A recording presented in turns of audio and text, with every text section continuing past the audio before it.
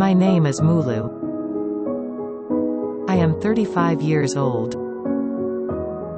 I was living in the countryside when my hearing friend got married. After her wedding, the families gathered together to have a party.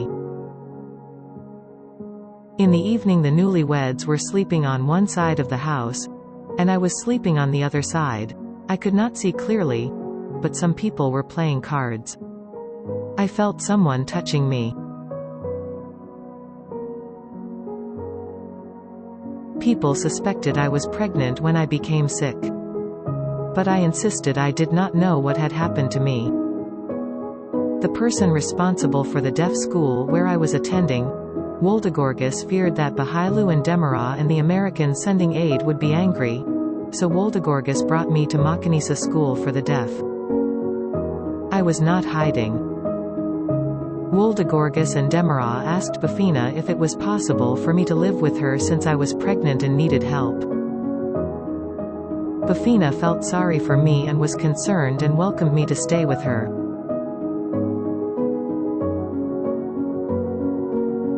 I did not know much of anything about being pregnant. I did not even know how many months pregnant I was, so some tests were done on me at a clinic. After a Christmas party, I was in a lot of pain. I did not understand why I felt so sick. I was anxious. I could not sleep, and was tossing and turning. Bafina and two other deaf friends that were with me were very worried. Bafina called Demara several times to come and take me to the hospital, but he joked, was not very concerned and did not come. Because I had no ride to the hospital, I gave birth at home in the early morning hours.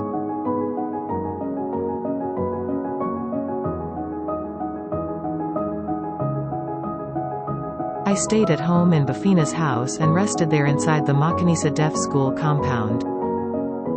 We never went to the hospital, but a doctor working on the compound gave my baby injections.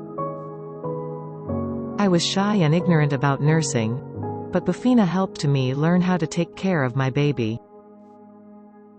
Bafina was so helpful and took good care of us.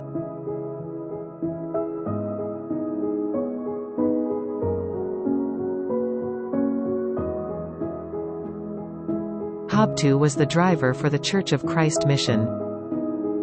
My son would stop eating. When he heard the car that Habtu drove, he would run and get into his car. My boy would beg me to let him go and ride in the car with Habtu. I freely let him go. Habtu told me many times, "Your son is so beautiful." He said, "Let me take care of him. I live alone and I can give him food and clothing." Bafina and Nebu talked together and then advised me it was a good idea to let Habtu take care of my child because he was not married, and he could take good care of him.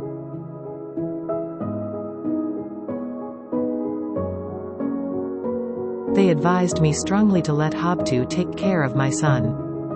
Finally, I agreed it was a good idea, because Habtu had money to feed and clothe my child, but I never gave my son away, for Habtu to keep him permanently.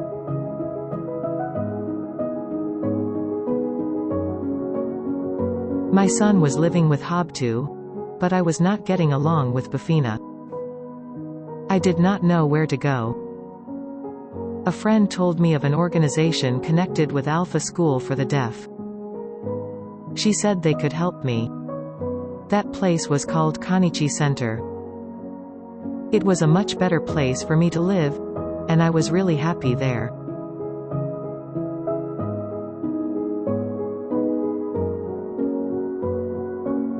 One day, I met a friend who stopped me on the road to say hello. He asked me about my son. "How is your son? Where is he now?" I said he is at Makanisa Deaf School every day with the Church of Christ driver, and my son is being well cared for. My roommate encouraged me to go visit my son and see how he was doing. I was afraid to go there, but my roommate said, "Do not worry. I will help you." At first, The guards would not allow me into the compound. But Bahilu, the director of the Church of Christ Mission, saw me and was happy to see me. He welcomed me and allowed me to enter. Bahilu gave me warm greetings. When I saw Bafina, our differences were forgotten, and we warmly greeted each other. Bafina invited me into her home, but I could not find my son or Habtu. I was so upset. At that time, Habtu was always flying back and forth to America. One day a Menelik 11th grade student who was my friend from Ethio-Deaf school informed me that Habtu was planning to take my child to America and I need to go meet him at 6 kilo. I hurried, changed my clothes and went to 6 kilo and waited. I waited a long time but he was not coming. It was a lie. No one came. Later, I heard my son had left for America. I was extremely disappointed that I did not get to see him.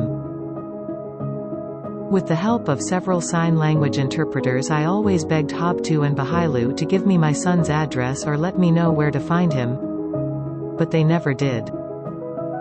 I really miss my son. I want a relationship with him, his wife, and I want to be a grandma. Habtu, I beg you to reconnect me with my son, and let me have a relationship with him.